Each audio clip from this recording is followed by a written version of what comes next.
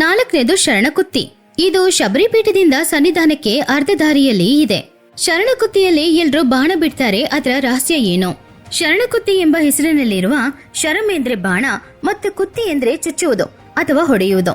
ಅಯ್ಯಪ್ಪ ಸ್ವಾಮಿ ತನ್ನ ಅವತಾರವನ್ನ ಪೂರ್ಣಗೊಳಿಸಿ ಬೆಟ್ಟಕ್ಕೆ ಸನ್ಯಾಸಿಯಾಗಿ ಹೋಗ್ಬೇಕು ಅಂತ ನಿರ್ಧಾರ ಮಾಡಿದಾಗ ಪಂದಳ ರಾಜ ಅವರಿಗಾಗಿ ಅಲ್ಲಿ ಒಂದು ದೇವಾಲಯ ಕಟ್ಬೇಕು ಅಂತ ನಿರ್ಧಾರ ಮಾಡಿದ್ರು. ಆ ಆಲಯವನ್ನ ಎಲ್ಲಿ ಕಟ್ಬೇಕು ಅಂತ ಕೇಳಿದಾಗ ಅಯ್ಯಪ್ಪ ಸ್ವಾಮಿ ಅವ್ರ ಕೈಯಲ್ಲಿದ್ದ ಒಂದು ಬಾಣವನ್ನ ತೆಗೆದು ಅವರು ಬೀಸಿದ್ರು.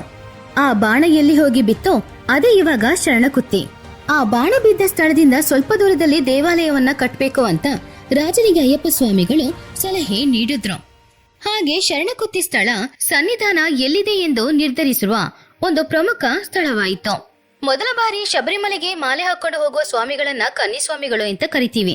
ಕನ್ನಿಸ್ವಾಮಿಗಳು ಎರುಮೇಲಿಯಿಂದ ಪೇಟೆತುಳ್ಳಲು ಎಂಬ ನೃತ್ಯವನ್ನು ಪ್ರದರ್ಶಿಸುವ ಮೂಲಕ ತಮ್ಮ ಪ್ರಯಾಣವನ್ನು ಶುರು ಮಾಡ್ತಾರೆ.